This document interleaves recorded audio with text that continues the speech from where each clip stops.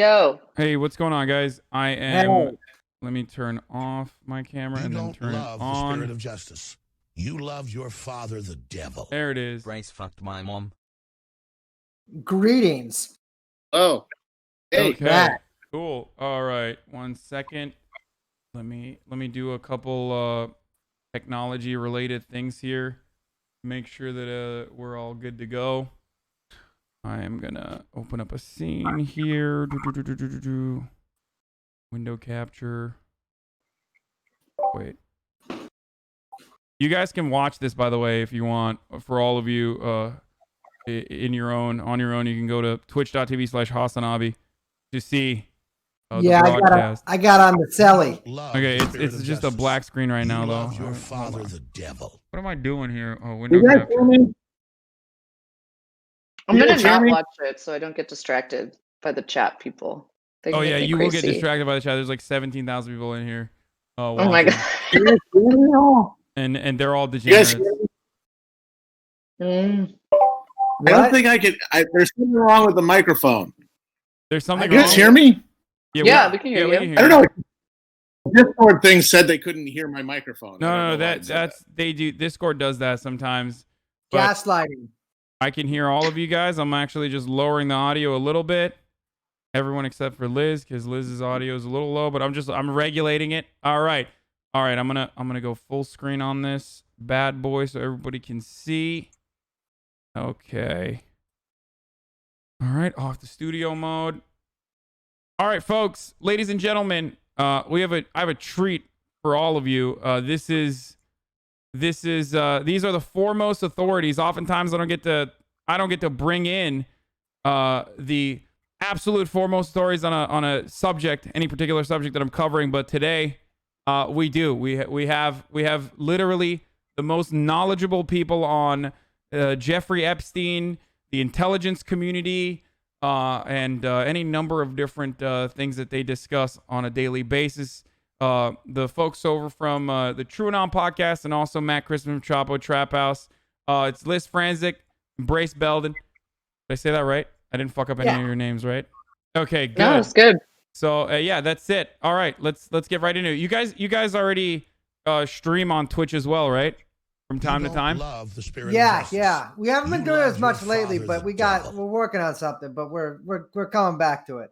Okay, cool. Yeah, people keep saying how good it is, and you're also a threat. This is my dominant space, but it's fine. I guess it's okay as long as the truth's coming out.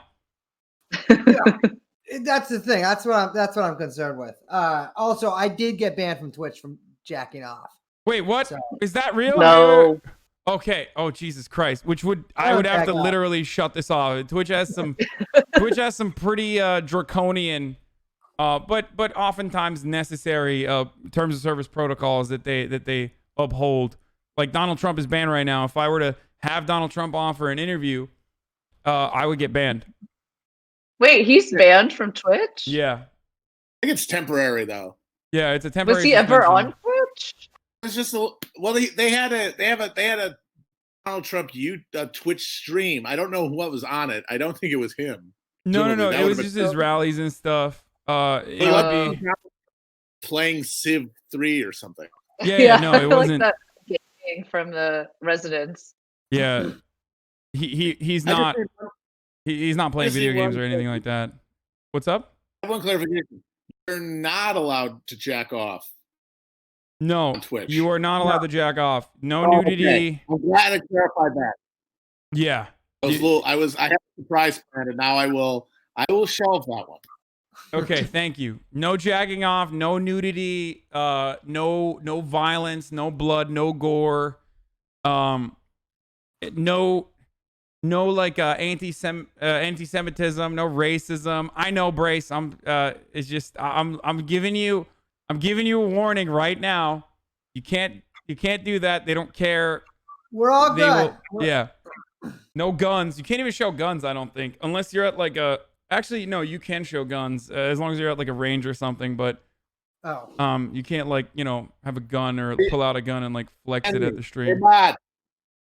Let's try banning these guns. Good Yeah, luck. that's fine. Anyway, but yeah. So you guys are the foremost authority on Jeffrey Epstein, and today we found out that Ghislaine Maxwell, or Ghislaine Maxwell, however we want to fucking say it, is not actually in some Saudi Arabian foundation as a part of the concrete, and instead very much alive and well. She may or may not have even been a part of the phone call that we saw, and yeah, she's arrested. What are your thoughts? But before we even get to the thoughts, do you guys want to give a refresher on what happened leading up to this point? Well, I can start. Jeffrey Epstein, who, for those who don't know, was a prolific, aggressive pedophile, and has been for about way over 2 decades, almost 3 decades.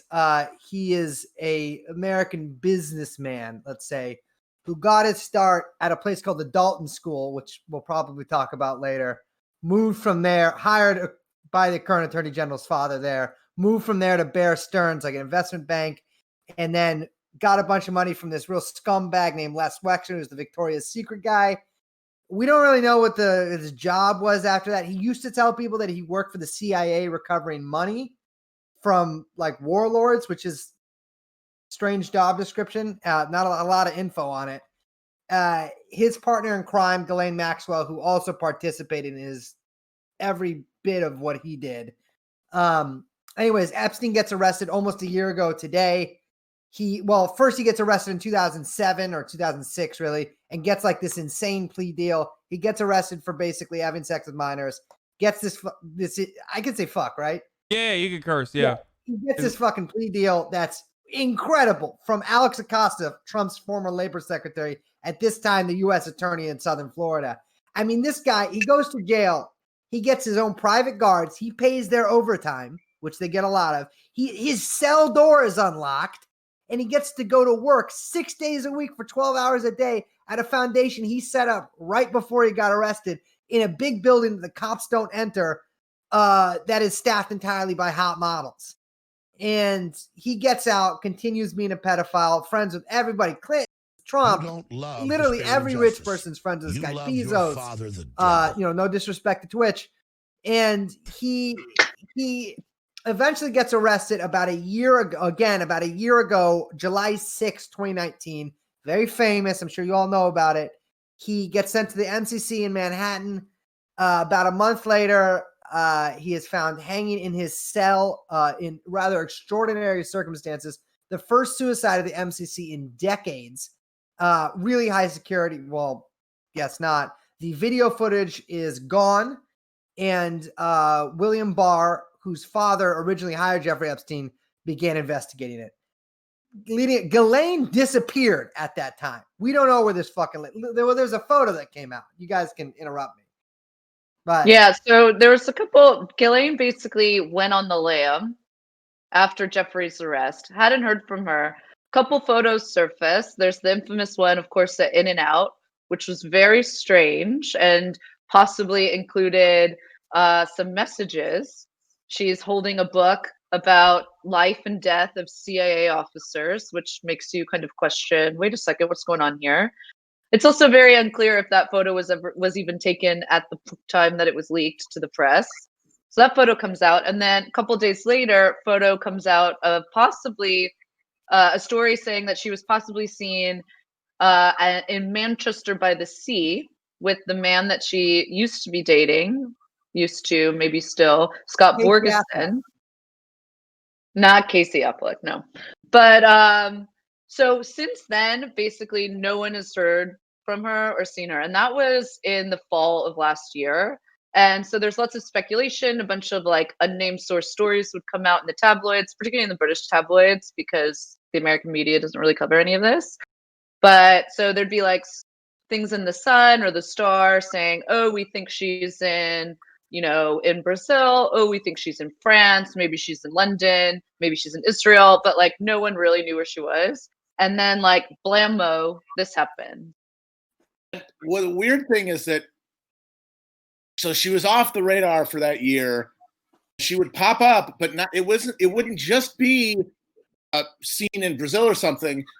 It would be this her lawyers would make statements. I believe they claimed that she was going to be suing the Epstein estate for money that was owed it. I believe there was a threat that she was going to come out of hiding after the Prince Andrew interview debacle. There was a story that he was going to come forward and clear his name or something.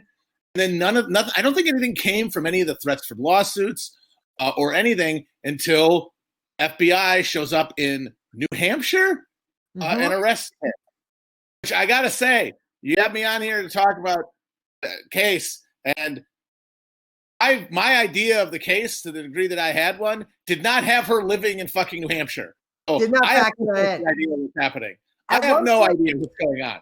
At When I one found out point- that they arrested her and she's like in custody, I'm like, I'm tapped out. I don't know. How is she still alive? They say live free or die. Yeah, there was all these news stories, like Liz kind of mentioned, that she was being shuttled from house to house in the Midwest by a crack team of Navy SEALs, which just goes to show, fuck the Navy SEALs. I hate the Navy SEALs, and I'm glad the name was dragged through the mud like that. They should all be in prison. Well, what's funny is that when you dig into the indictment, which we can go into later, maybe a little bit, but it sounds like, and this is something that we had noticed from just a couple like moments in different interviews with different people throughout the last year, but it says that the FBI basically has known where she was for the past year and has been like closely monitoring her. And they basically say that she's been in various locations throughout New England this entire time, save a couple trips overseas. And it's like, New England? What are you doing there? It's very strange. And why didn't they bring her to justice earlier? None of this makes any sense whatsoever. I don't know. I feel like this is going to be a way to nip it in the bud. I feel like there's not going to be any justice. Maybe I'm wrong. That's the closest thing to a thought I have, is that the reason she's still alive and the reason certainly that she's being brought forward now to be charged is to put a cap on the whole thing.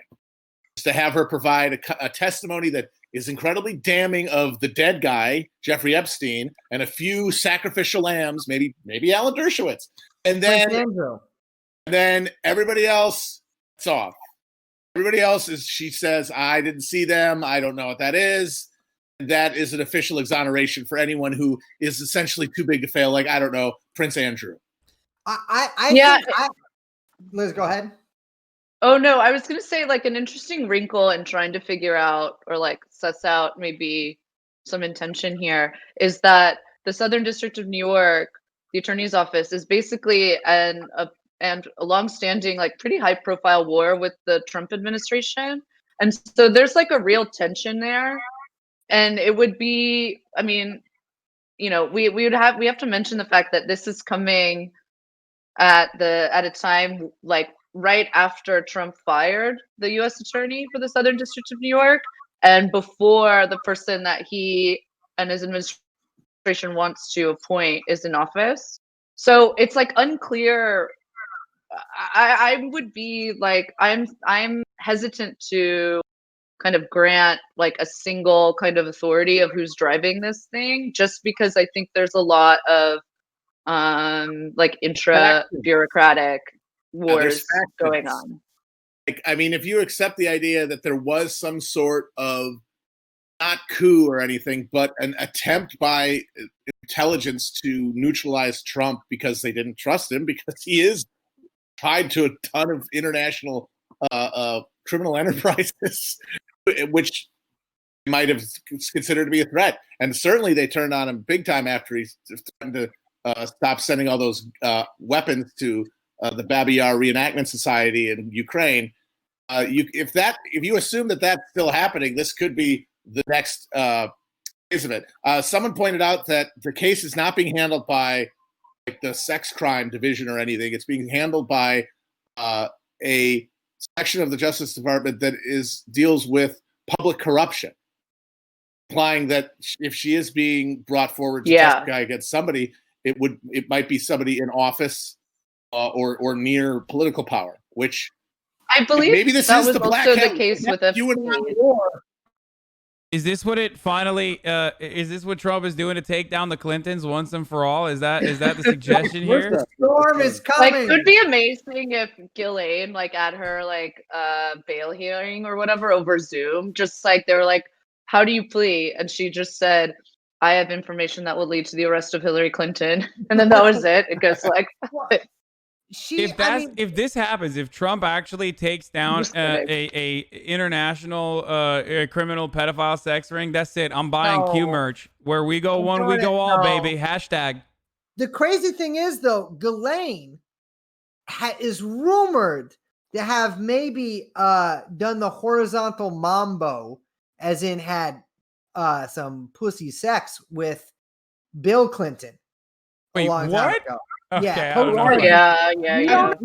We don't know for sure. It's Okay, been I don't- alleged. I've never by heard others that. who have alleged it. Yeah, they went to dinner alone, and she used to be seen a lot with this guy Doug Band, who's like one of Clinton's guys, you know, your guys. And sort of the thing about Clinton is if he was ever having an affair with a woman, Doug Band would be the one who took her out publicly, while Clinton waited in the boudoir or whatever. Wait, you mean But, Clinton or wait?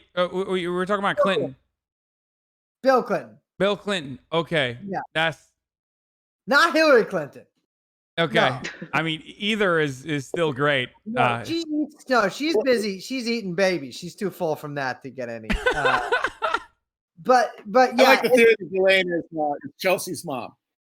yeah. Well, that's the thing. Ghislaine went on after Epstein got arrested, when he was like kind of like an impolite, or it was impolitic to have his name around yours, even though a lot of people still hung out with him.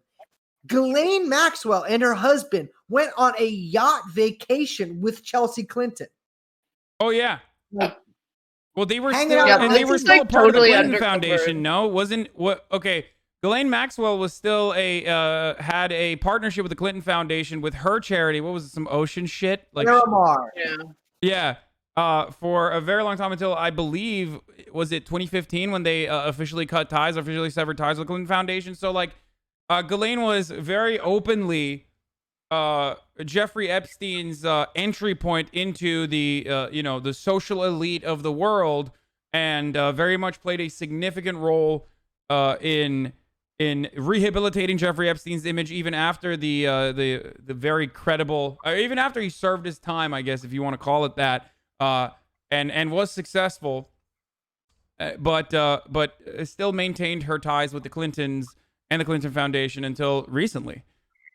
Yeah, actually, it was pretty funny when they first like served her. She was at a Clinton Foundation like fundraiser or like a big event, and the process server like served her basically in front of everyone with a bunch of guests because she kept like dodging the subpoenas, I guess. But I mean, it's so on the nose, but the theme of that year's like Clinton Foundation gala that she was subpoenaed at was human trafficking. It's just totally like, it's the thing is insane. Like, she got served that at a Clinton Foundation thing, and there's pictures of it that have not been released to the public, which I will announce once again, I will pay thousands of dollars for if you have. Okay, careful there. Well, I meant like 2,000. But you mentioned something when you were introducing us, which was the intelligence aspect, and we haven't really touched on that. And we need to, because that's the other side of this entire story. But it's like Ghislaine is not just a like society girl, broken bad or whatever, or who broke bad. Like, she comes from a long lineage, storied family that's been involved in kind of global intelligence operations for a very long time. Yeah, do you guys want to talk about that a little bit as well for those who have not been what do you say? Like, do you say TrueAnon pilled or something? I don't know. Do you have like a cool thing for it? Is it black pilled? Is that what we're using? I don't know. What was it? I had a name for it, but first I came up with Epstein brain, but then I think I came up, maybe someone else did, but now I don't know what you would call it. It's a pill of a color that we can't perceive with our limited range that the human eyes can see. It's It's the eye it's way emoji. beyond. Yeah, it's way beyond being black-pilled. Okay, so yeah, if you guys wanna talk briefly Infrared about pill. Ghislaine's father. Matt, you wanna take this one? Her father, Robert Maxwell, was a British media magnate. They love having those guys. That's like all of the ruling class are magazine and newspaper perverts. That's their entire ruling class. And he was also what was known as official term super spy. That was the name of a book about him. He was a super spy for the Mossad, involved in a lot of wild shit. He was eventually got in trouble for embezzling from his empire, but he was accused of a number of espionage operations, including the theft of the famous Promise software, supposedly got Danny Colasaro killed. And one thing, I was about to say, after he was exposed as a spy for the Mossad, he either jumped or fell off of the side of his boat, his yacht. People love yachts; they love them so much. His yacht, which was sold to who though? Isn't the yacht also significant here as well? Doesn't the yacht also have a connection with who did it have a connection with? Khashoggi. Oh yeah, with Khashoggi, yeah.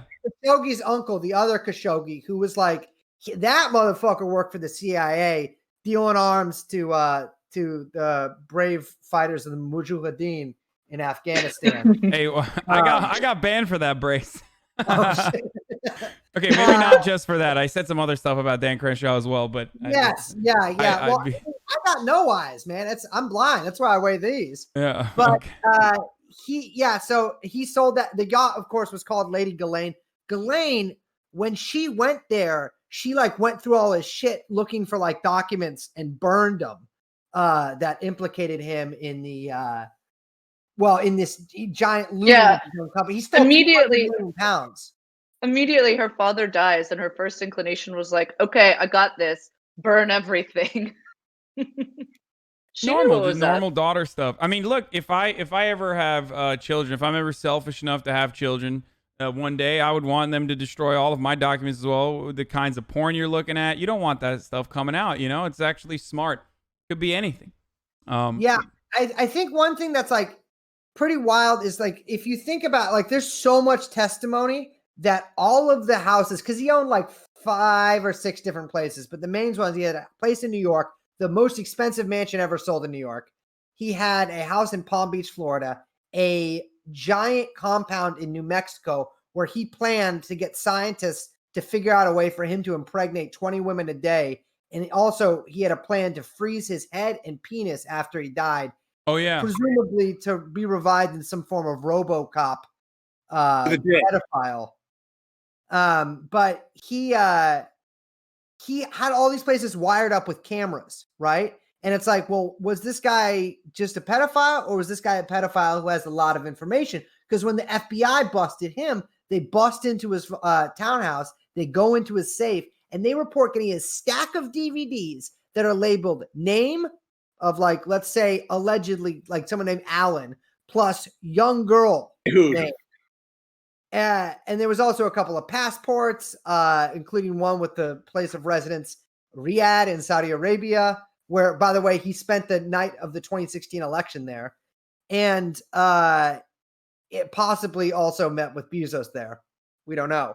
But they found diamonds, which are like, fellas, to the fellas out there and ladies, also anybody out there, really. Good way to smuggle money, or a good way to, good way to do international travel and make some, move money around, a lot of money around. And they're little, yeah. Yeah. What the frick happened to that goddamn stack of DVDs, by the way? That's what I was going to ask. One story. There's some FBI agent out there. And then nothing. There's some FBI agent out there whose job is just to crack him over his knee. We've heard zero about them. Zero. Yeah. It was one of those things where it's like, well, that got out. Well, if no one says anything else about it, no one will know it. And the thing is, the terrifying thing is that's true. Because all you get is a bunch of people going, wasn't there a story about a stack of incriminating DVDs? Like, yeah, there was. What else? What about it? What are you going to do about it? There's not a goddamn thing. Exactly. So they like if you were a part of the intelligence community and you wanted to tie up all the loose ends, what I assume you would do is, execute Jeffrey Epstein, because this time it's pretty obvious that he's not going to be able to get a sweet plea bargain like he did, right? Make it seem like a suicide. Have the two prison guards, the two corrections officers that were responsible for checking in on him every 30 minutes, be the fall guys. Give them a sentence. Which I assume is taking. That's happening right now, right? The court cases. I don't know if they finished that yet. That's still an ongoing legal process. I don't know if they ever got officially charged. I know they said they were being investigated, but I don't know if they were ever actually charged with a crime. Yeah. Yeah. Well, regardless, and then bring in Ghislaine Maxwell and bring her to justice, I guess. I don't know. I don't understand how she has access to so much information. She is the most important person right now. Absolutely the most important person in this case. Just like Jeffrey Epstein was, regardless of all the tapes, his personal testimony would be incredible. So now I don't know. I don't know where this leads us. Like, I just don't think that she's going to testify for anything serious, and maybe she gets a slap on the wrist, I guess. I mean, I don't think that I think they would ever like make an example out of her. And like, regardless of whether or not she ever admitted to anything or testified to anything, maybe she pleads the fifth. I don't know.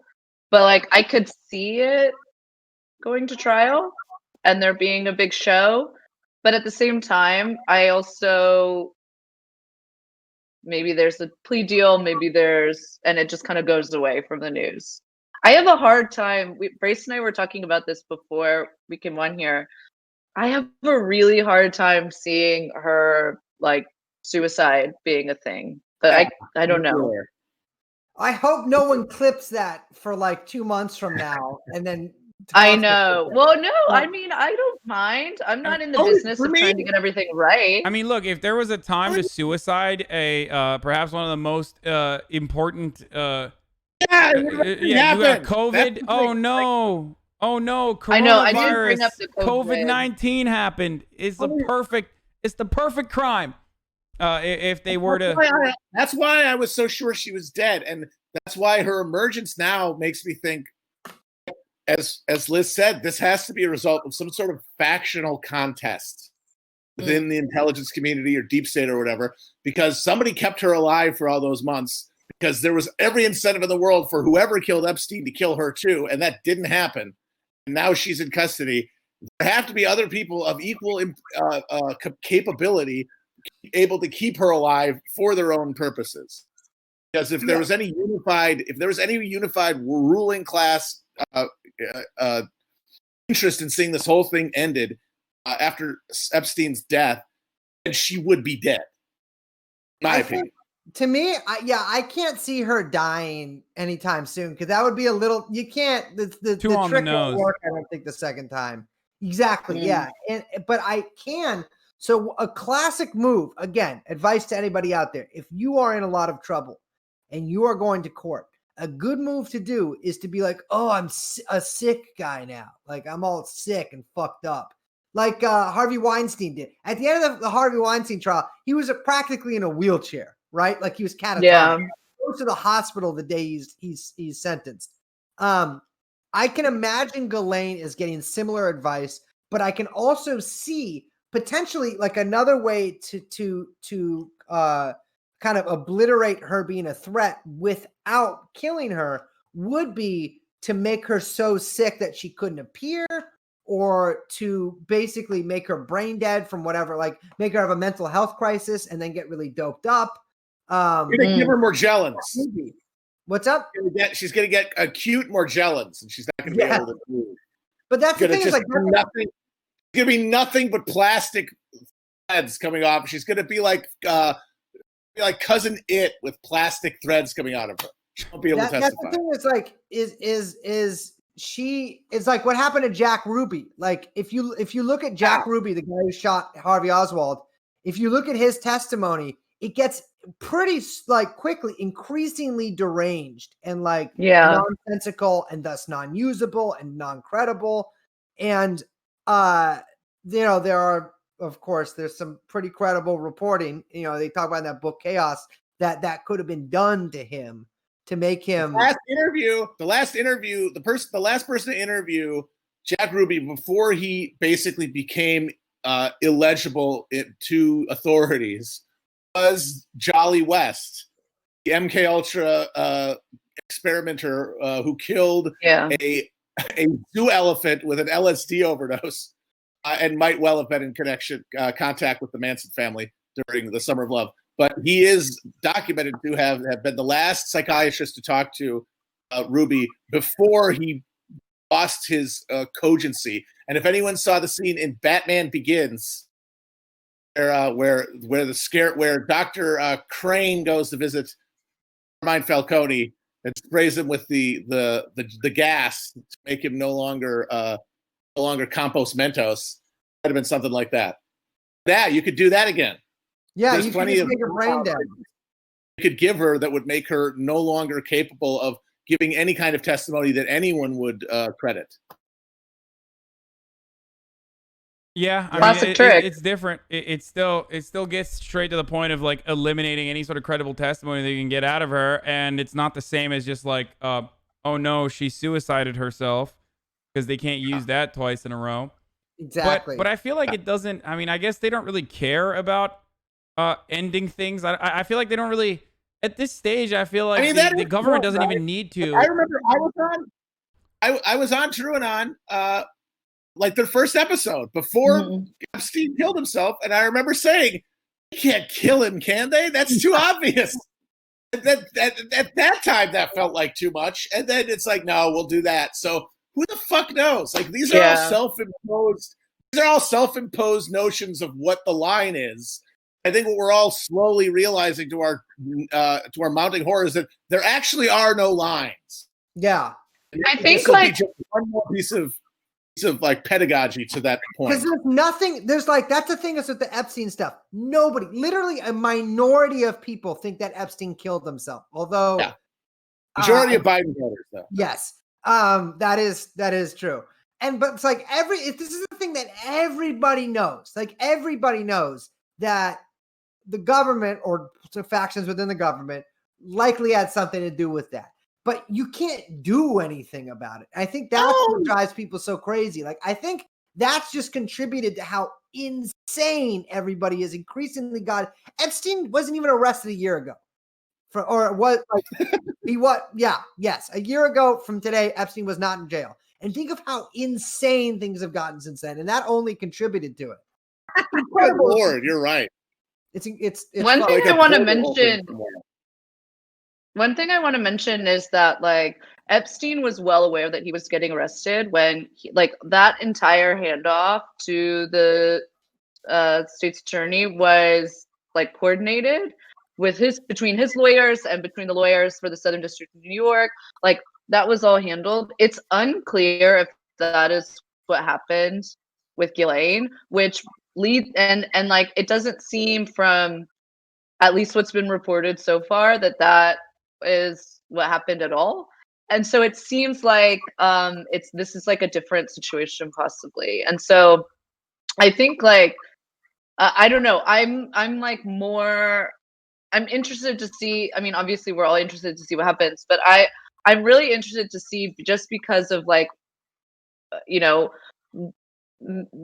the replacement U.S. attorney in the Southern District of New York, Audrey Strauss, I believe her name is, who's the one who was at the press conference today, who, apparently called for the arrest of Ghislaine Maxwell and filed the indictment with the grand jury. I think it was like June 29th, so just a couple days ago.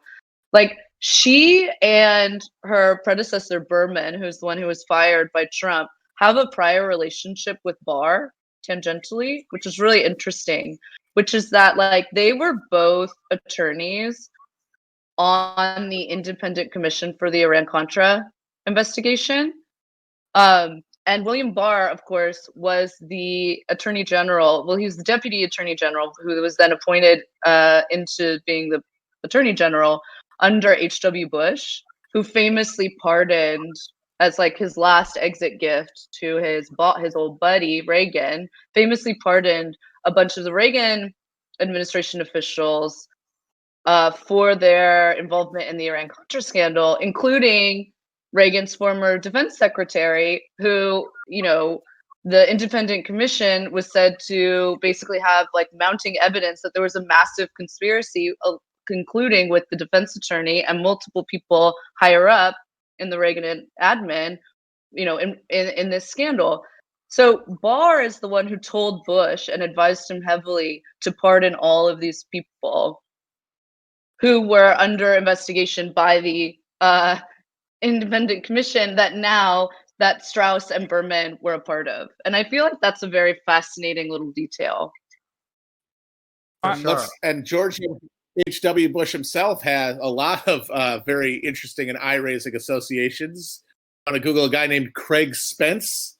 If has some interesting reading there. Why don't you, out there, if you're a big Googler, why don't you Google what George H.W. Bush was doing the night or the day of 9/11, who he was hanging out with that morning? But I just mean, like, it's very interesting how all of these names keep kind of popping up, and it's all these kind of similar cast of characters that are circling each other. And so I don't mean it in some like big, grand, crazy conspiracy way, but I do think that it kind of goes back to the idea that we were saying about these like warring factions and trying to suss out kind of like what's going on and where. I mean, I would be very surprised if William Barr gave a press conference about Ghislaine Maxwell's arrest. I mean, he did for Jeffrey Epstein. So like, that's like something that feels different with this arrest versus the last one, maybe. So do you guys consider the timing of the swapping out of Berman suspicious then? Because this came immediately after, or are they both Berman and the new U.S. attorney on the case are pretty much cut from the same cloth and have been dealing with Barr before? I mean, I wonder if it's like a revolt of the staff. It's like, maybe we should do this before the new guy comes in. Yeah, I mean, I could see that. I kind of have that feeling. Again, like this all happened today. I don't know, but like it is wild that this happens. Like it's so close to Barr, like basically kicking Berman out for no reason, or no stated reason, and them not being able to confirm a successor, and then bam, 12 days later, or 11 days later, maybe, Ghislaine is snatched up after a year of nothing. Mm. Yeah, it's just, and now that we know that, or at least there's reports that she was already under custody, or at least under the watchful eye of the intelligence community, it's rather odd that the timing of this is very suspicious. Coming out in public this way also ensures that I feel like it's one of two things. Either they already cut a deal and they know exactly how they're going to tie up all the loose ends in this circumstance, or I mean, I don't know, or there's like internal conflict, I guess, but I don't know. It still feels to me like they would just never show her if they hadn't tied up all loose ends. Why would they keep her alive? That's a good question. It doesn't make any sense. Keeping her alive doesn't make any sense.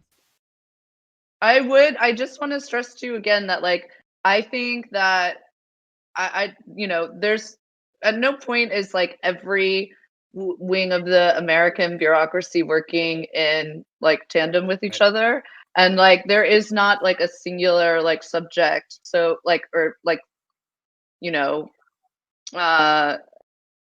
all of these different institutions and agencies and people within the bureaucracy, like down to up and horizontally, are all always like fighting with, against, for each other. So like I just like I have a hard time saying like that there's any sort of like neat and tidy like purpose to what's happening. I'm like very cautious about granting that kind of like consciousness or single consciousness, I guess. I'm just the shrug emoji man. As soon as I heard that she was not only alive but the FBI, it was arresting her, and that they'd had her under surveillance, I'm the shruggy man. We'll see. Well, so I think it'll be. We'll probably never know, but we'll maybe get some. We'll get more plausible possibilities as time goes on. Hopefully. Right now, I am the shrugging. I did think it was notable when the assistant director of the FBI at the press conference today was talking about her. He says that she slithered down to New Hampshire. I thought that was an interesting choice of words. I'm very curious to see what'll happen here. I don't know. It's like a lot of stuff. It's too early to tell, but like her getting like. She is basically as good as Jeffrey Epstein for the purposes of like figuring out what the fuck is going on. Oh, yeah. Right?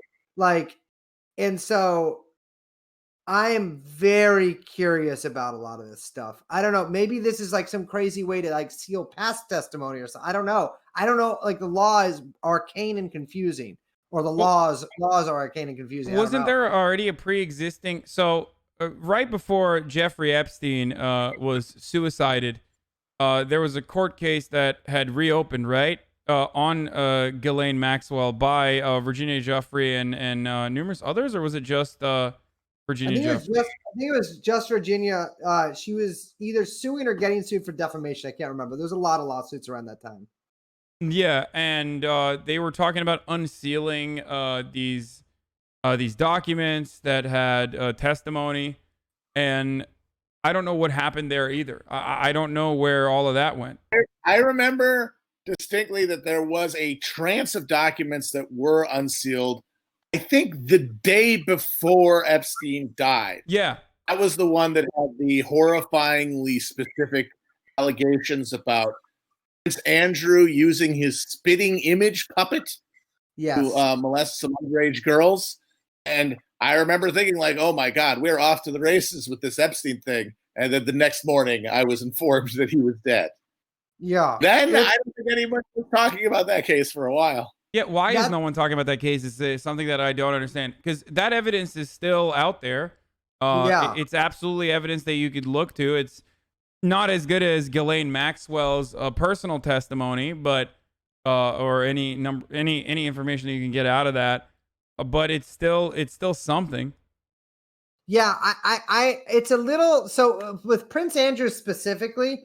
I mean, there is so much out there about him, right? Like, I mean, he is literally famous for being horny before this happened at all. If you look up Prince Andrew horny, you'll get a lot of pictures of like women in Ibiza licking his face and shit like that. Like, he is a That's why they called him Randy Andy. Literally, his name was about him. His nickname was about him being horny. And it's like so many people testify about it. These people at documentary that just came out. He did an interview where he said he doesn't know how to, like, he can't sweat because he got shot at the Falklands War. It's incredible. 50 people. Only temporarily. Now he can sweat again. Yeah, it was a PTSD induced temporary not being able to sweat thing that happened to him, but he can sweat now. I'm famous condition. Yeah, he's probably sweating a lot right now. Is made up, but so he actually recently said a few days ago that he's talked to the FBI 3 times and offered to come to the States, but they said no, which I don't believe. I think he's full of shit. I of course don't like the FBI, but I think he's lying about that. I don't think like he's gonna be. I think Prince Andrew, unless he accidentally lands in like Guam or something that like he doesn't know is a U.S. territory. That dude is never setting foot out of whatever Balmoral Castle or whatever they have. Like he's in there, you know, that's it. But you can see that I can believe that he's talked to the FBI, but I doubt that he offered to come to the States. Yeah, it doesn't seem real. Yeah. So I want to hear individually from all of you, like what your overarching theories are as far as like what Jeffrey Epstein did. I know it's a little bit redundant. I know you talk about this on your podcast called TrueAnon for those of you who don't know, but like What's the take here? Is Jeffrey Epstein potentially CIA, Mossad, honeypot person who just specifically blackmails billionaires and whatnot, or what is it? What do you, Like, Matt, you want to go? what's go your first? overall? Yeah. I try not to have any like real strongly held theoretical positions on this kind of stuff because there's so many blank spaces and there's so much conjecture that I don't want to hang my hat intellectually on something that doesn't have a lot of factual basis behind it, because you are really just sort of trying to string together isolated pieces of information into a narrative. That means you're gonna put some frog DNA into the gaps, like in Jurassic Park, and that can lead to weird mutant dinosaurs who can spontaneously change sex on the island. So I keep that in mind. I'm kind of gotten to the point where I am not a maximalist. I think that there's a maximal version of the Epstein theory where he is like a linchpin to like a global pedophile cabal or something like that. I think the intelligence community's relationship with Epstein is similar to the intelligence community's relationship to, say, the Sinaloa cartel, or like Pablo Escobar in the 80s, or the Corsican mob in the 50s. Yeah. The CIA the intelligence community always has, everywhere in the world, has very close, intimate relationships with organized crime. Organized crime makes the best button men for actions because they're deniable. And most importantly, they're connected at every point to a vast sea of unaccountable money that can be accessed at any point, which for an agency that's technically part of the federal government is incredibly useful. And I feel like whatever Epstein's weird combination of blackmailing, human trafficking, and money laundering was at the level of like a criminal enterprise. The CIA, like they do with many large-scale international criminal enterprises, certainly ones that involve incredibly influential and powerful people, were aware of and coordinating to the degree that they could use it to their benefit was happening. But it wasn't something that they created, is my opinion. Once again, I have no idea. It's just that's how I think of it when I think of it. I agree with a lot of that. Like, I don't think I think it's beyond a shadow of a doubt that Epstein at different points of his life did work for intelligence agencies or with intelligence agencies in some respect. I think it's not beyond a shadow of a doubt, but it's getting there. You know what I mean? But I don't know if he was I don't think he clocked in at the Mossad or anything, or I don't know if he was on the payroll at Langley. So it was like Gunan, like an asset. Yeah, I think it's somebody whose services they used, and he was probably to some extent an independent operator himself, especially when you consider his financial stuff, which is incredibly murky, and it appears he doesn't work, and so how does he have $1 billion? There's no hedge fund. It was not real. Doesn't have a podcast. Nobody know, but so I think that absolutely was blackmailing people for some purpose or another. It's really hard to say who. I mean, you can make some educated guesses, but nothing beyond a guess, right? I don't think that he necessarily would have made it as far as he did unless that was the case. I mean, he hobnobbed with every rich person until recently too. And so, yeah, I'm basically a similar version to what Matt just said, where he was doing something, but a lot of it, you kind of just have to infer or kind of sketch out with context and, with using the science of historical materialism. It's impossible to say for sure, which is why I'm very excited for Ghislaine to start talking if she does. I don't have any faith that she will. But what's your take on this list? I mean, I'm kind of with them. I think that kind of what Brace said about him being through various points of his career, almost like a hired gun by rich people, whether it would be, I mean, for basically doing the dirty work and I think it's very suggested were significant financial crimes on Wall Street, or whether it's gun running, which has been alleged by some people, and I could buy, particularly given the Maxwell's relationship with Khashoggi, Adnan, or excuse me, yeah, Adnan, famous arms dealer, you know, moving money around through various like shell organizations for people, but I don't think it was even spectacular. Like I think a lot of this stuff is just sort of like run of the mill. Like, and I don't mean it and to like downplay it, like, oh, it's not that exciting, because I do think it is interesting, but more like you know, these kind of like rich jack of all trades who are there to kind of like make meetings happen where money moves around, and like Matt said about the agencies kind of having these connections, you like more so like they keep an eye on these things rather than being completely like immersed in them, I think.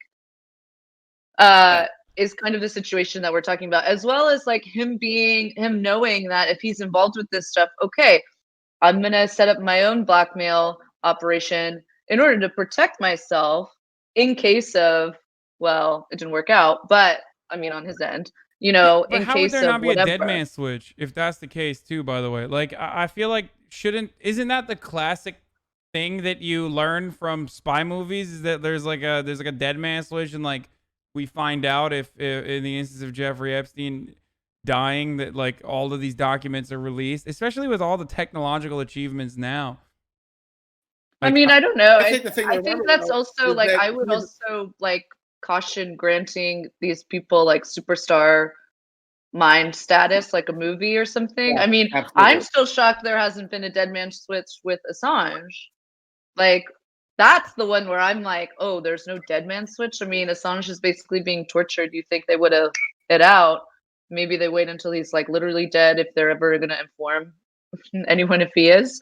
But like, I don't know. I think sometimes we assume these things because we assume this is how things work, and sometimes they're like a lot less dramatic and instant. Like the like kind of banal reality of it is already kind of totally insane. Do you know what I mean? I'm not trying to downplay it, but For me, it comes down to the fact that Epstein was at every level, as Liz said, a hired gun. He had no independent base of influence or support at every level. And that's why they picked him, because you don't want somebody in those positions with independent base of power, right. because then they could try to leverage it. And so I can imagine Jeffrey Epstein thinking that he was smart enough to have some sort of dead man switch that would protect him. But I can also imagine that being instantly compromised and neutralized by, I don't know, the actual intelligence community that's monitoring and coordinating with his behavior and not allowing him to have that. Why would they? Why would they let any schmuck that they've essentially hired be in a position to mess with people that powerful? When he, like, what independent where would he be able to go to make that happen? It wouldn't be compromised. Who could he go to? What technology could he use to create some dead man switch that they could not compromise, neutralize? I have a hard time imagining it, because you have to imagine that he is the super genius that he thought he was, but all evidence is that he was not. He was just a horny dumbass. Yeah. And like, I mean, maybe his dead man switch involved those DVDs. Certainly his escape plan did. In some way, and who better to dispose of them than the FBI grabbing them and putting them away? And like, say someone does release. All right, so say he dies in jail and the dead man switch is released. Like, I don't know, maybe like his lawyer, who wouldn't be compromisable by the actual government, releases. What's he going to do? Release a bunch of videos that would essentially be illegal to broadcast, because a lot of them would be I don't think that matters, though. I think, like, especially now with like anonymous accounts that you can create, like people would be broadcasting. But then no one would believe it. No one in power would have to believe it. You could say it's fake. Also, well, that's true with deep fake stuff. First of all, you could say it's fake, but also it is funny. If that stuff ever was released, it would be illegal to look at it. Yeah. Like, even as a journalist, unless you're Kurt Eichenwald, however you pronounce his name. It's All I that. actually didn't really think about that until now, but like, yeah, like you couldn't look at it. Although I'm sure obviously there'd be a way around that. But like, I was surprised that there was nothing for Epstein's death, but also like maybe he wasn't expecting to die and maybe he hadn't taken care of that. Although he did fill out his will, so I don't know. That does subscribe to the horny dumbass narrative that I agree with as well, though. Like he was maybe overconfident, even though he's too paranoid. He's so paranoid that he has a trove of like blackmail DVDs, but then he's not. But then he's so confident at the same time that he thinks like, oh, I'll get another plea deal or something out of this. Like it'll be fine. I'll get another plea bargain out of this. According to everybody who talked to him, like according to the people who interviewed and talked to him while he was in jail the second time, he was not panicking and he was not freaking out. The day before, he thought he had a perfectly good plan to get out of it. His lawyer, which means maybe he wasn't even thinking in terms. He was thinking, oh, this again? All right, I'll take care of it. And you might say, dude, no, not this time. But remember, horny dumbass, and more importantly than horny dumbass, rich horny dumbass. Yeah. Being a rich guy means you live in an alternative universe. Consequences don't exist. So probably until the day Taglione or whatever showed up in his cell second time, he probably thought it was all going to work out. I mean, the crazy thing is like, to put it in perspective, his lawyers had attained a legal assistant who would enter. Epstein's lawyers would rent out one of 3 conference rooms for all day, every single day, buy out every single vending machine, and just let Epstein sit in there and not talk to him if he didn't want to talk. They would also have a beautiful, extremely young, though adult, legal assistant who would come in with no papers and no briefcase to spend some confidential time with him every few days. So he was having sex in prison. Most people don't have second time around at the MCC, or are you talking about in Florida? At the MCC. Most people I know don't have sex outside of, well, some people I know do, but a lot of people don't have sex outside of prison. And so like this guy's life, like it's not like his one goal in life was to get laid. He was still getting laid, right? Incredible. And so it's like, it is very, what's going on? I will be interested. Like Ghislaine is a little more inscrutable. Her devotion to Jeffrey is, I mean, I'm honestly wondering how his death affected her mentally, because by all accounts, she was like totally subordinate to him and basically dedicated her life to his pleasure since meeting him in the early 90s. Yeah, she needed some self-care time. That's why she was checked out for a little bit. She was in mourning for a year. I wonder, like, if I was just thinking, if Barr and the Trump admin don't want this case going forward and never did, then it's good leverage for the district attorney's office to use it to basically not have their U.S. attorney replaced by the Trump SEC guy, which is maybe an interesting thing. Maybe the office says, okay, well, we'll make a deal. Barr says, Ghislaine, you're making a deal. This is the plea deal, so that this case never goes to trial. And they bury it in order to, keep their guys in the U.S. attorney's office. I could see something like that playing out, which would be a real bummer. Aren't they also, I mean, if this is an asset, if Ghislaine and Epstein were both assets, like tying up loose ends in this way kind of eliminates like a really valuable person with a trove of data. Like who replaces them if that's the case? If they're being if they're compromised, I guess, or if they want to move on from their services are no longer necessary. Like, what are they doing with all that information? Where does that information go? And who takes their place in the future? I mean, I don't even know. Well, Brace and I have been in talks. No, I'm just kidding. I think assuming that's the only network like that in existence, and that it necessarily requires replacement, as opposed to maybe another network gets more business. You know what I mean? I mean, we already know that there's a Hollywood version of the Epstein thing that intersects with Epstein in some places. True, but that is also independent and gay, but basically the same deal. And who the hell knows where else?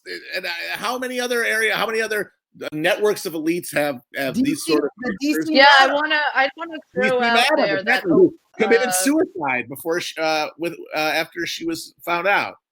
Yeah, I want to throw out that another fun little nexus there is possibly Ohio and in the college sports. Oh yeah. I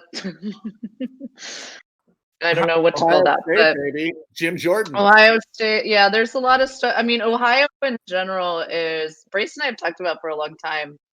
Like, Brace is like, we got to go to Ohio. I'm You like, gotta well, go. that sounds fun. It's there. But like, It's there.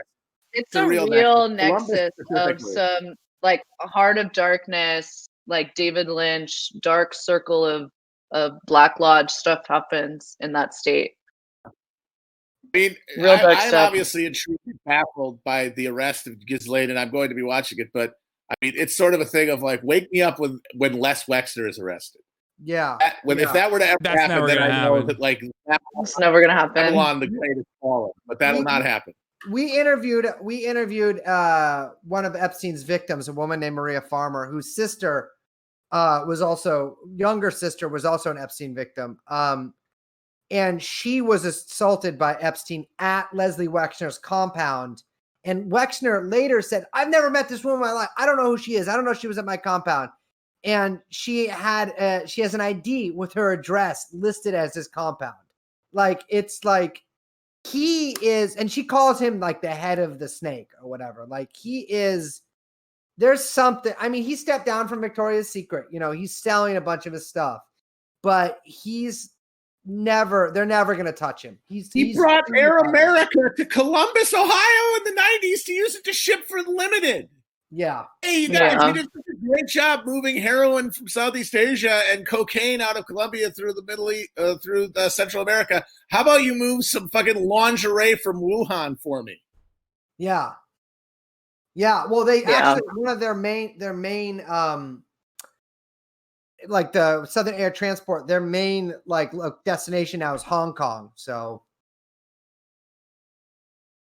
who fucking knows? Oh, yeah. I like that we completely moved over the Les Wexner part of this equation. Like, we just completely moved past it. We were like, oh yeah, he seems very sad about everything that took place. Like, yeah. oh, I guess like, you know, he's the real victim here. Let's just move along. Nothing to see here. He said that at an investors meeting. There's like a video of him giving a speech, and he's like, this has been so difficult. I had no idea this was going on. I absolutely would have distanced myself. It's like, dude, I've been told by multiple people who have alleged to me that Wexner himself was very involved with Jeffrey, very closely, personally, physically involved with Jeffrey as well. Yes. Yeah, that's the thing. They even sort of touch on it, but very obliquely. Well, not very, only semi-obliquely in that Netflix documentary where they say that, and we had heard this before, like a year ago, that Epstein was referred to as Leslie Wexner's boyfriend, and there was apparently, I've heard from people in Columbus rather, that that high school sports teams would be invited to Leslie Wexner's house for various like bullshit events that like he's known for. I mean, Leslie Wexner has been known for being gay for a long time, and having his wife being like a beard or whatever. But his interest in younger boys has not really been touched on that much. And also, like, there was an article in like the Columbus Free Weekly paper that was like literally spelling out and like going point by point about how nobody in Columbus, like the highest ranking person they could find in Columbus to talk to them on the record about Leslie Wexner, was somebody in the lowest polling person in a 6-way city council race. Nobody above that would talk to them, even good or bad, about Leslie Wexner. I mean, I mean, he has full control over Ohio at that stage. Like, you are the billionaire. Like, he is regarded as a god out there, so that totally makes sense. Like, he's the Yellow King of Ohio for sure. The Yellow for sure. King. Maybe Yeah. the Yellow King of the whole Midwest. Yeah. I mean, Michigan punches above their weight when it comes to child trafficking regimens. So I don't know, maybe not there. Was he ever asked as to why he gave like power of attorney over to Jeffrey Epstein at some point? Like, why was that never a question that anyone asked? Like, why did you give him a multi-million-dollar mansion for no reason? After he had done nothing except get involved in a pyramid scheme, Yeah, which he dropped a dime about to avoid jail time. That was that and being like a short-term quant at Bear Stearns and then a fucking geometry teacher or whatever the fuck. That was the sum total of his TV when Wexner gave him power of attorney. And yes, Wexner's claim is he got scammed. Yeah. He got I know, like, it's incredible. got 6 degrees of separation by Sidney Poitier's fake son. And it's like, no, not for that long. He's the one who plucked him out of obscurity. He didn't knock on his front door with his hat in his hand. Yeah, it's like incredible. I mean, Epstein had he had the power to hire and fire anybody he want in any of Leslie Wexner's companies. Like it's like he was using, and he's not the only person, but Epstein was using Victoria's Secret fashion shows. Basically, if you see a picture of like a politician or celebrity at a Victoria's Secret fashion show, there's like a 55 to 60% chance that they were there to pay money to sleep with one of the models. And this was like a scheme that Ghislaine and Epstein had too. Epstein would interview models and stuff for Victoria's Secret. And some of them would get jobs, but a lot of them would just be abused by him, and that's it. And by the way, that's how, like, Epstein is far from the only person doing that in modeling or acting. Oh yeah, no. What you're describing is still very much out in the public, openly exists in the form of promotions for nightclubs, like, which would be like the lowest end of this, but also part owners of nightclubs in nightlife in like tourist hubs like this. Yeah. They engage in this on a regular basis. I can 100% confirm that. This is what they do. They have model houses where they bring in like 17-year-old girls from Kentucky to cram them into like a small apartment space in New York in a high real estate area. So, you know, this is their opportunity to make it big in a really competitive industry. A lot of those girls never make it and, you know, go back home. But in the process, to pay for that rent, what they'll end up doing is, and agencies are aware of this as well, for those of you who don't know, but what they'll end up doing in that circumstance is, like, you have to go out. Like, you have to go out every single night, and you have to sit at a table, and you have to, you know, sit there and look pretty and engage with some of the wealthy people. It's like, it's like a mutually beneficial situation if they also were, you know, capable of consenting. Some of them are older, and they are willingly, they're like, I'm young, I'm pretty, I get to, you know, travel the world and go to all these crazy destinations and live a life like a Hollywood celebrity for a little bit. So some of them do actually end up consenting to it, and others are just like unaware and they have no other option. So they're like, fuck it, I'm just gonna go and, you know, sit at these tables and go on these like trips and stuff. Yeah. And then some of them end up becoming massage therapists to Jeffrey Epstein. Exactly. Yeah. Yeah, it's like, I mean, this sort of like, there's like not a million, but like in all of like every industry that makes money from girls, there's a Jeffrey Epstein, without the intelligence stuff probably. But like certainly like Matt touched on it earlier, the so-called gay mafia in Hollywood does that. Like the you know, there's the DC Madam, there's people in all like power brokers and all these different centers of power that engage in this stuff. And it goes on the mini level too, you know, down, like you said, from nightclubs to shit like that. Like it's crazy. And it's like accepted in a lot of industries. It's totally wild. Yeah. Which is why I think, and I guess this goes back to Liz's point, but which is why I think it's banal almost, where people just see this as routine. If you see this in every single industry, then you wouldn't think twice about it. And which is why you see like someone like Jeffrey Epstein go to jail for this, or at least a tangential crime, like very much related to the sex trafficking stuff. that's how he still gets to operate in these circles, because they're like, well, you know, he did some fucked up shit and he got caught, but like we've all done some fucked up shit. So I think that's part of the reason why they don't really care. Your faves will be implicated. What's up?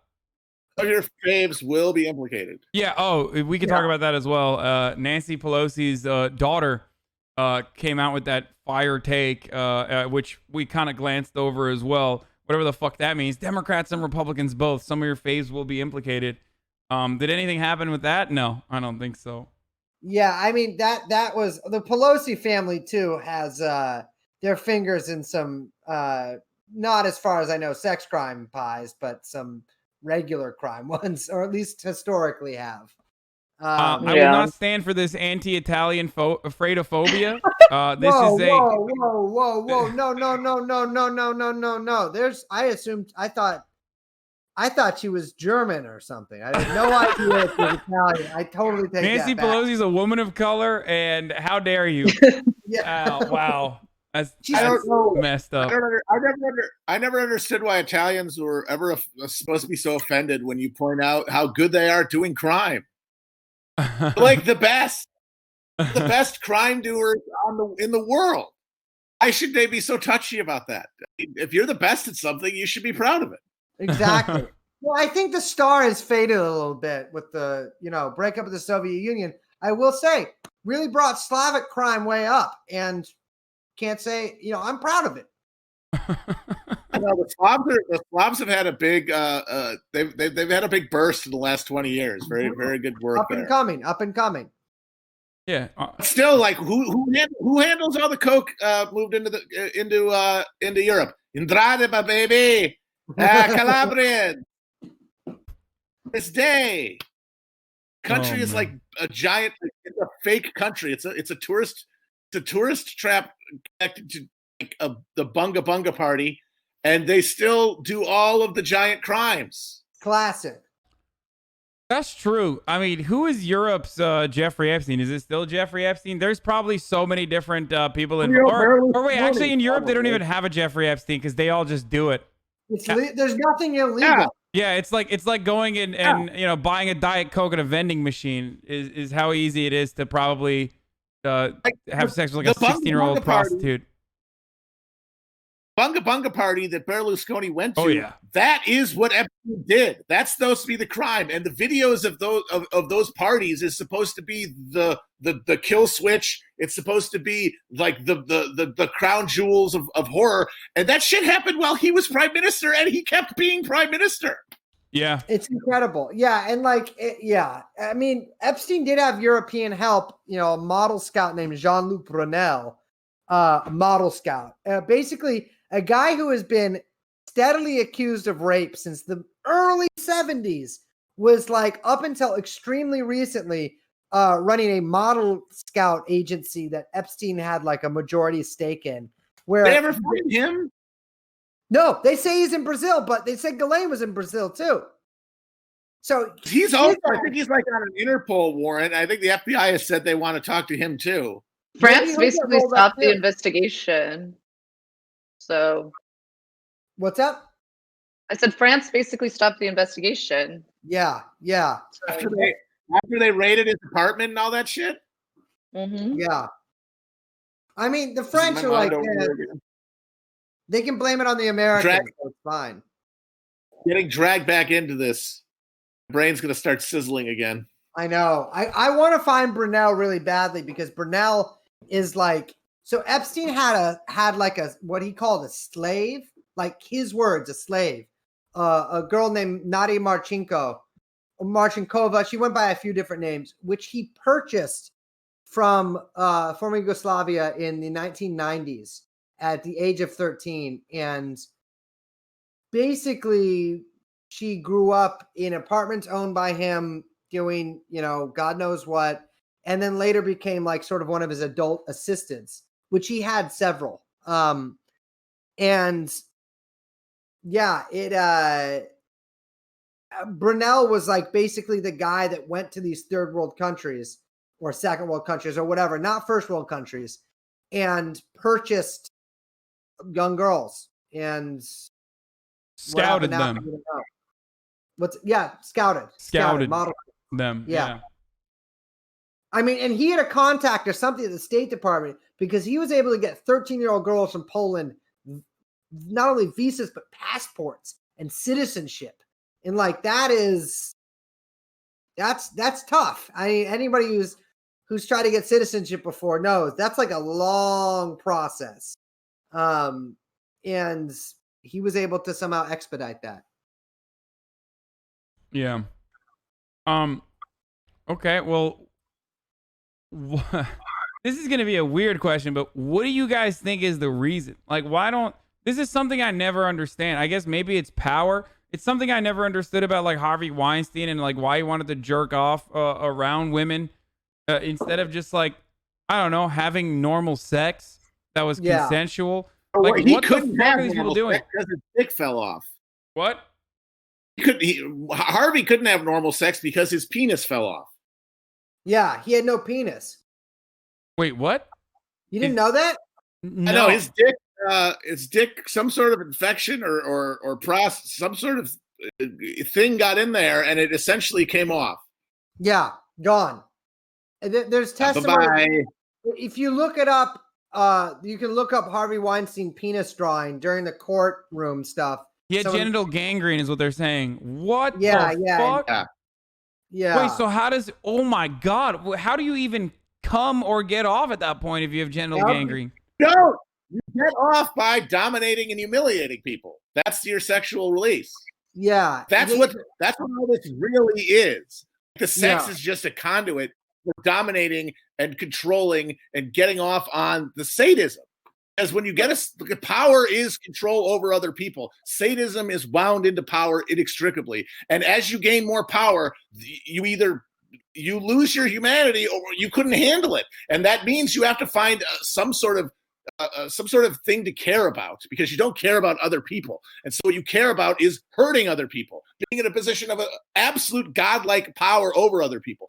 So you use the most intimate, most traumatizing ways to exercise that power, sex being one of the most. Then you do it in the most ritualized way possible to reify your control. Epstein had a weird dick too, the egg-shaped penis, but not like gangrene. And so like the thing is like Epstein's whole thing is that he needed to come 3 times a day, right? But like that isn't horny right there, right? Like I mean, he was horny, but like there's something else going on there. And I think it's what Matt's saying. It's like it's this like thing that's stronger than lust and stronger than desire. Like it's and darker, obviously, than any of that really by itself either. But yeah, I mean, I think that basically Matt nailed it there. Absolutely. Yeah, Because, I think like, also sex- like sex when with desire- you're able to do something and you are given the tools to do it and then you continue to do it, it's like, desire, there's always a surplus of enjoyment, right? So you're always chasing something. You're never going to be satisfied. It's like, we are like machines of desire. So for these people that it's why it's like everything, it's always like chasing more and more and more. And he's just like, oh, well, this is what I need now. I need 3 times a day. I need girls, all different girls, all the time, constantly, massages, all the time. Like all this crap is just his desires as he keeps getting them met. I mean, this is like a bourgeois sickness as well. It just continues to feed the entire thing as he keeps chasing more and more and more. Most people, like, the thing that is the limiter on that is that you can't have every desire satisfied, and so you have to deal with that somehow. You have to, I don't know, mature, find other things to care about. Maybe have to build connections to other people that are mutual. But if you're in a position like Epstein and like the people who used Epstein to get what they wanted, there is no door. There's no barrier to your meeting of any desire. Yeah. Which means that you will inevitably get sick of anything. Yeah. You'll have to stop it. You will have to get more of what you think you're after. Exactly, because you'll never be fulfilled. That's the whole thing. That's the whole idea. Is that after, through enjoyment, you reach a point where, there's always more. You're always wanting more. You're never going to be satisfied. And so if you're constantly chasing that, you're just forever. And if you're you will rich, never be satisfied. There's nothing to stop the chase if you're rich, because every desire can be indulged. Mhm. Yes. That means you will eventually become psychotic. Donald Trump is a perfect example. This is psychotically and miserable, I might add. So he is a miserable psychotic because he has spent his entire life getting nothing but his way and been unsatisfied by it. Totally. And then tried to find another thing and then been unsatisfied by it. And so he's just sitting on 70 years of just pure misery without ever having been disappointed in his goal seeking, because there is never any satisfying that desire. Yeah, it's an ever increasing limit. Absolutely. All right. So this is we've talked for a while about all these issues, and I want to end it on one specific note here, and ask you guys before I let you go, because I don't want to take up any more of your time. But what do we think happens to the Dersh in all this? Oof. I think he's been cut loose. That man is out of I control. don't think they care what happens to the Dersh. I Yeah. care. He's gonna Alan, if retire you're on like watching it- OAN. He's just gonna like fall dead on like an OAN talk show that he has at like 2 a.m, where he gives random legal advice to nobody. Talking about the He's so constitutional. fucking old. He He's Might add that so he old. is so fucking old. There's basically, like, if they decided as part of some sort of limited hangout, sacrifice some high-level people, and then Dersh was one of them, they don't have to worry about Dersh spilling the beans. He's 82 years old. A stiff breeze could go and kill him. Right now, there is a disease rampant in this country that exclusively almost kills old people. You could keel over at any moment. And that would not be, like, obviously people would freak out, but way less, because, come on. Yeah. Oh, man. I mean, it's funny too that like Dersh was advising Trump even after Epstein got arrested. Totally right. Dersh. It's because Trump is a white hat pedophile who's trying to lure all the other pedophiles into a false sense of security and then Exactly. spring the trap on. and that's how we tie this neatly back to the QAnon conspiracy. There you go. Which is 100% correct. Oh my. No. It's 50% correct. It's like 30, Half? it's like 30%. No, it Shut always it down. starts with a, Accusation. it's just like every other conspiracy. It starts with a sprinkle of truth, and then it gets like, oh, actually, here's my conspiracy to that conspiracy is that QAnon and Alex Jones and any number of these conspiracy theorists and these conspiracies are just psyop, like totally just made to vilify any number of very credible conspiracies to make them look like it's crazy.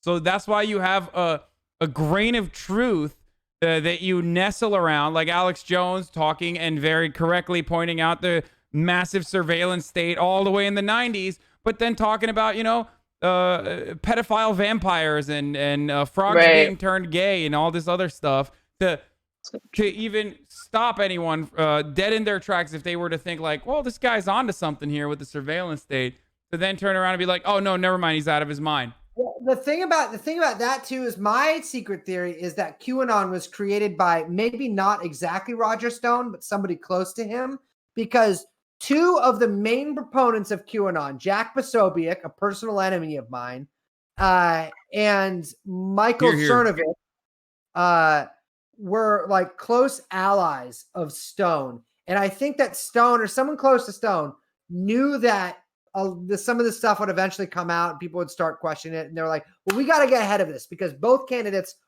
Hillary Clinton and Donald Trump, are both friends with this guy, Jeffrey Epstein. And so if we posit that there is a psychotic child abduction conspiracy that is being done in the basement of a Clinton allies pizza place, and then that obviously later morphed onto QAnon. Like, if they were like, okay, well, we'll tell people there's a pedophile conspiracy, but we'll tell them that only Donald Trump is into pedophile. And for some reason, also James Comey, whose daughter, by the way, is working on the Ghislaine case. Yeah. But I love the idea that Donald Trump is the only one who's not implicated. He's the good. only one. The one guy. Anyone against him, anyone that turns against him can also be implicated as a pedophile immediately, like that, suspiciously right after. What? It's a There's total a kind of a brilliance to there's a brilliance to the idea of making Trump the one good rich person, because his public persona has been as to represent everything venal and awful about rich people in public for 40 years. It's like, yeah, that's exactly who you pick. He's secretly good. Yeah. That's why I say there are two basic premises to QAnon. One is right and one is wrong. And so that's why I say it's a 50-50 thing. The premise of we are ruled by a cabal of cannibalistic, psychotic, sexual abusers, and all of the institutions they create are to further their dominance over us, correct? And that Donald Trump is going to stop them, incorrect. And everything that is wrong and insane about QAnon comes from that end of the spigot. Try to like make sense of everything else. You have to put yourself into so many insane delusional contortions to make that even baseline, like surface level plausible, that you're completely off the beam immediately. Yeah, that first premise is correct. Like Trump has, or at least Trump's administration currently has the cure to the cure to AIDS and cancer, but for some weird inexplicable reason they have not revealed it yet. This is like these are off-branch offshoots of Imagine QAnon. if your like dad dies of cancer and your favorite hero, you believe they have the cure, but it's like he couldn't release it yet. I know. I wish people were still here, but it's for the greater good. He has to wait for the Oscars in 2021 for some reason. I mean, they're gonna if he loses, which I mean, if the election has held today, I think he would. If Trump loses, it's gonna be amazing to watch them basically like just ingest that and then recycle that within like minutes, like be able to like turn that around somehow. You can only get them outside the White House. Exactly. Yeah, there were too many eyes there in the White House. Yeah. He's got to go to like an underground bunker and get the cork board out to make the final case. Yeah. He'll be like the occluded Mahdi. It'll happen in his second term if he gets reelected. That's the motivating factor for QAnon psychos. Yeah. Which, by the way, Eric Trump signaled to, because he's boring of a person that he was like, the least I can do is get some brownie points by signaling to the biggest sickos. Trump does it too sometimes. What?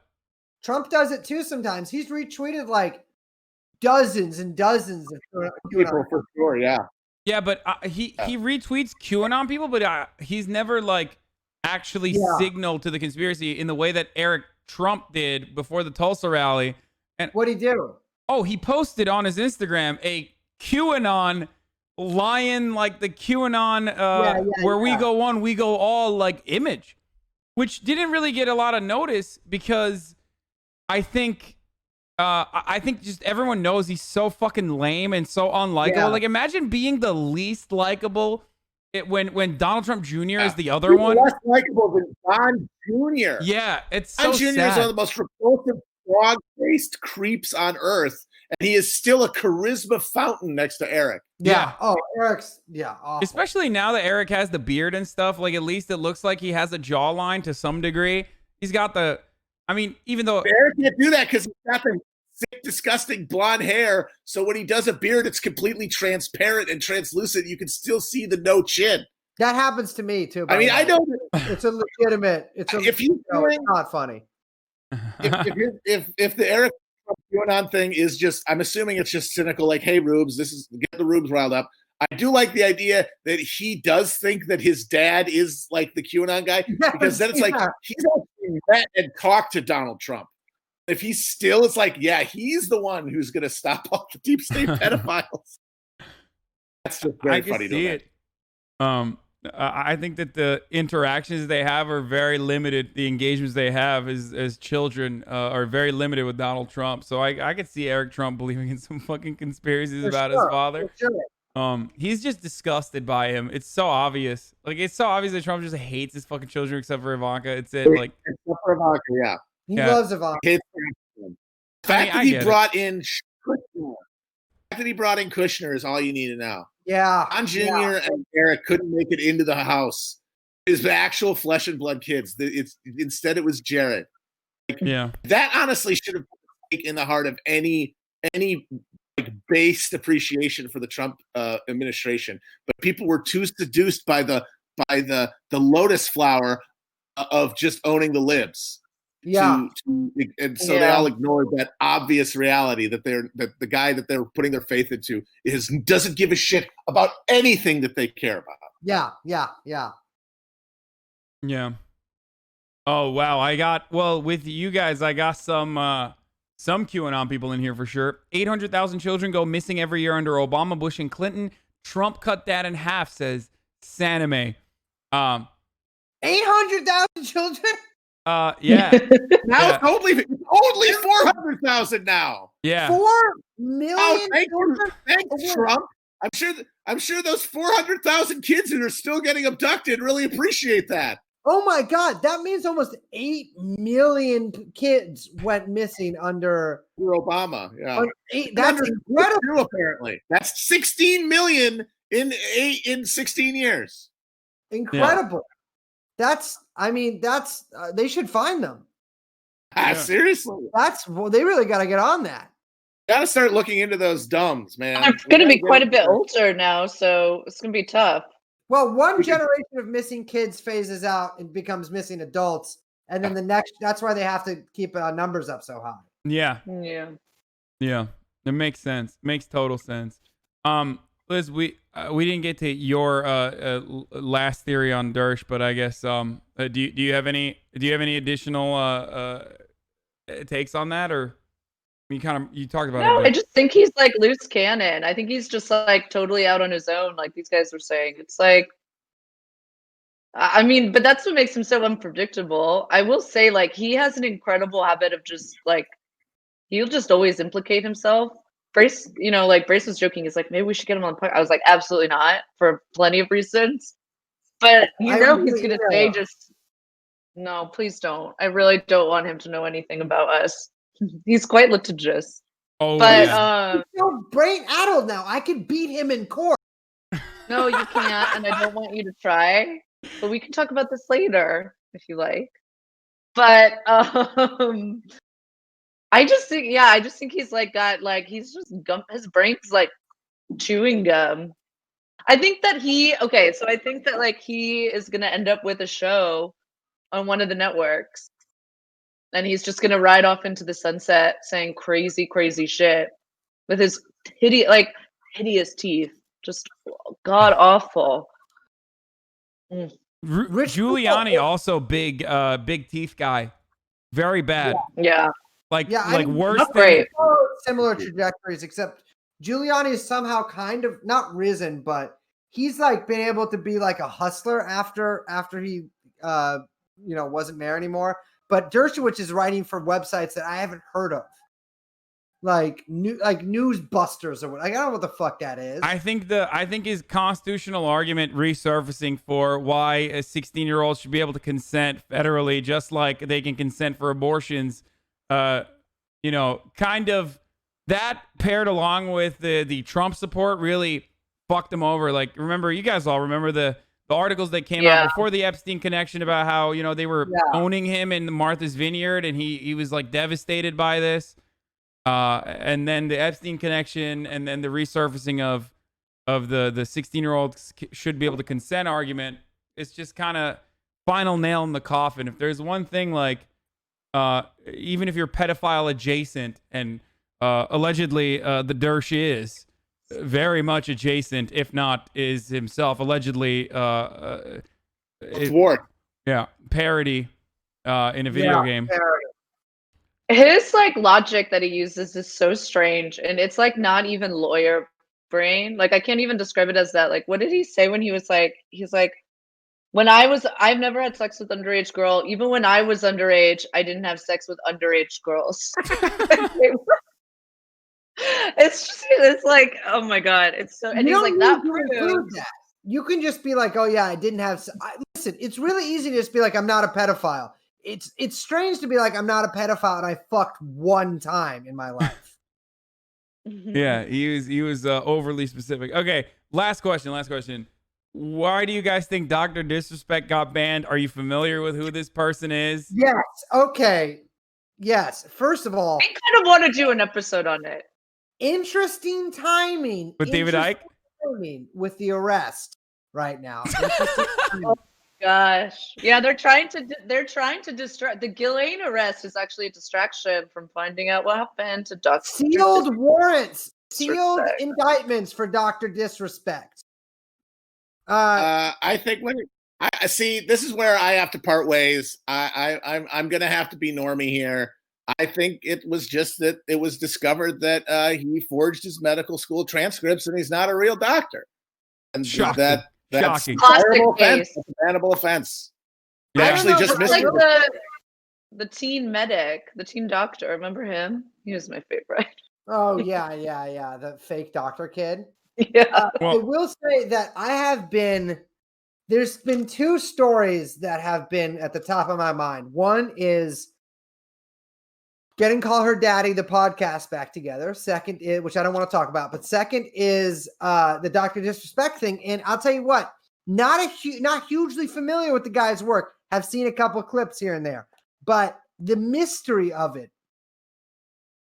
I watched like an hour and a half of like clips of him the other night, just to kind of get a feel of what I was working with here. Watch his apology. It's a strong character. Let it percolate. Let it percolate. But I don't even know if you're aware of this, but he was also very fond and did play an entire discredited medical doctor, like ex-medical doctor conspiracy theory about how coronavirus was not real.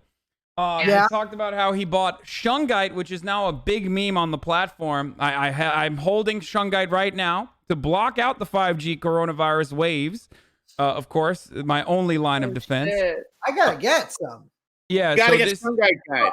So actually, let me back up a little bit, because he did say something in those 8 minutes, his last 8 minutes or whatever, which people were like, "Oh, there's police outside." He's got no. He did say something, though, a couple of times, which I found very interesting, is that he said he watched a movie by David Icke. Yes.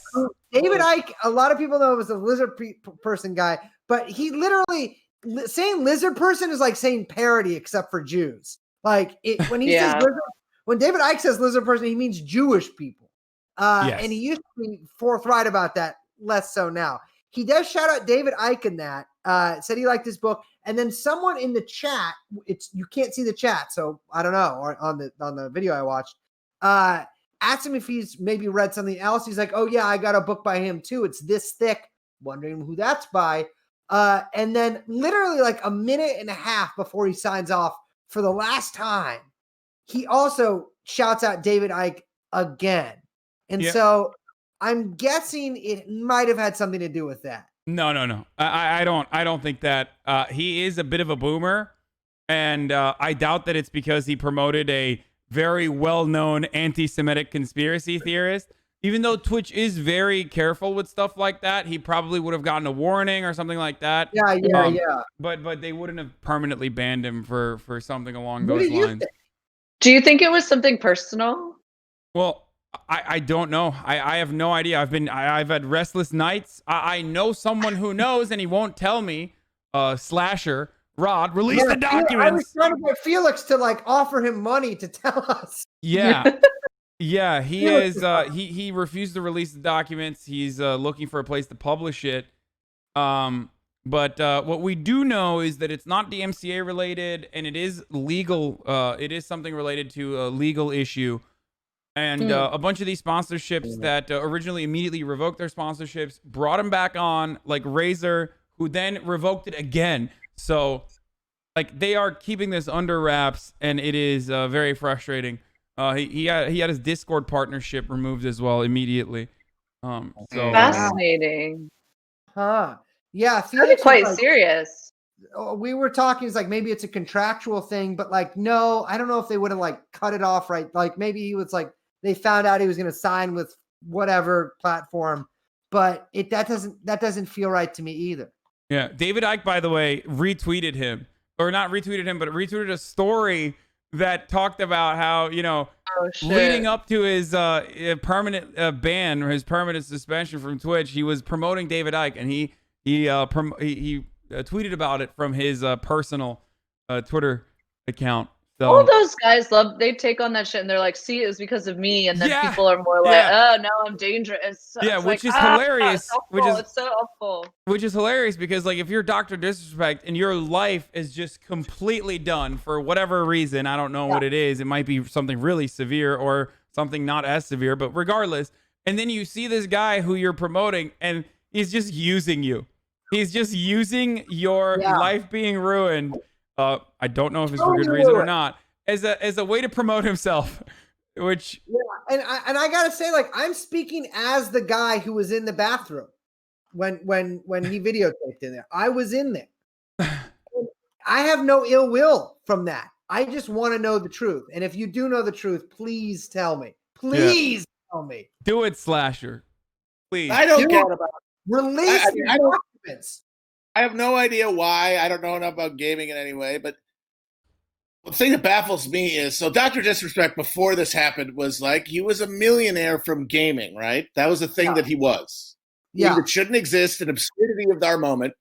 But it's basically, it's the modern, contemporary version of like being in the NFL in previous generations. Like, you've made it. Right?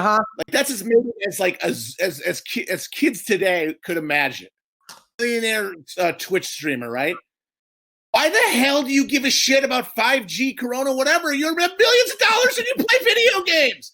Not the whole thing with conspiracy theories is supposed to be a coping mechanism for things in your life that don't go right. All these rich motherfuckers whose lives have only gone right and they get to do the thing they always wanted to do, and yet they're still with this bullshit because they're actually miserable. Because it doesn't work. Being the millionaire Twitch streamer, once you're I'm not as happy as I thought I was going to be. I actually follow, let me find this fucking name. Oh, yeah, Larry Johnson, who was a basketball player. I follow him on Twitter. Baseball player. Oh, baseball player? He's a football player, yeah. Well, you just named every sport. He's one of those sports. No, basketball. Basketball. Larry Johnson was a football player. Oh, fuck, that's a different Larry Johnson. Well, whatever. I don't know. I don't follow sports. Anyways, now he's just a full-on QAnon guy. It's fantastic. But like he's kind of got his own QAnon thing going on, and like that guy was a millionaire. Fucking like a QAnon hybrid. It's very good. Yeah. Well, I don't know. Now I'm trying to figure out. I could probably take that guy's place, the Dr. Disrespect, as Professor Rude, my new persona. Very, very good. That's terrible. You need to play video games, though. I don't know if you're going to be able to commit to that. He was just crying and apologizing or something. I could do that. No, that. That's like a one-time thing. That's a one-time thing. That was. Yeah. Oh God, never mind. He usually just plays video games. Apologize. If they're hiring for people to cry and apologize, I'll do that too, just so everyone knows. Oh yeah, no, Matt will cry for sure. Absolutely. Yeah. Yeah. You got a little wine in this guy? At least you guys got the conspiracy stuff on lock, and maybe and then some. Not just like entry level David Icke. Oh, this guy I read a book about type deal, but straight up, the motherlode of all conspiracies, which is not even really a conspiracy theory, if you ask me, about Epstein. Well, I have been, and I got to resume again. I've just been too busy playing Deuce X on our Twitch stream. Which I think I should resume doing. I'll tell you what, playing that game again after a long time, a lot of stuff in there that echoes today. Oh yeah. You and Elon Musk are in agreement on that one. You guys both like it. I mean, it's a good game. I tried playing it. I tried replaying it recently, one of the newer ones, and I couldn't finish it. But oh yeah, no, I haven't played anyone but the first one. That was like the last generation of games where I could like be okay, like good at them. Yeah, let me tell you something. Don't ever cave to these fucking degenerates, and I mean gamers. Don't ever let them tell you that you need to be good at games or anything like that.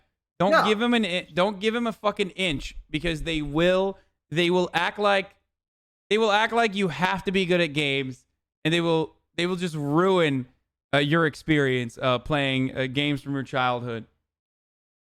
That's the only advice I can give you guys about streaming on Twitch. Thank you. I appreciate it. It's impossible for me to be good at games. They deserve no rights. Gamers deserve zero rights. I say this as a gamer myself. They deserve zero rights. Absolutely zero.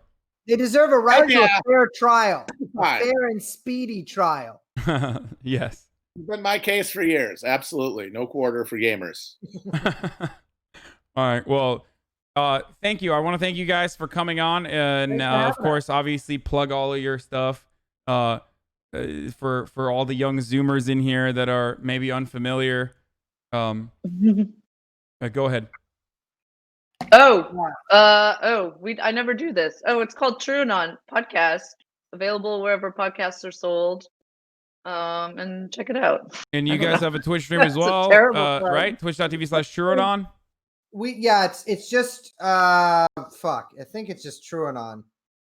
Well, I gotta check. I'm logged in, but I don't know how to see the name. Twitch.tv/TrueAnon. TrueAnon. Perfect. And Matt, your Kush Bomb on Twitter. Podcast Chapo Trap House. Also, we have a Twitch stream. It's mostly gaming, but I sometimes go on there to talk like every couple of days or so. Also, hell yeah. All right. Well, thanks for having us. Thanks for coming on, guys. This was wonderful. All right. Bye. See ya. Bye.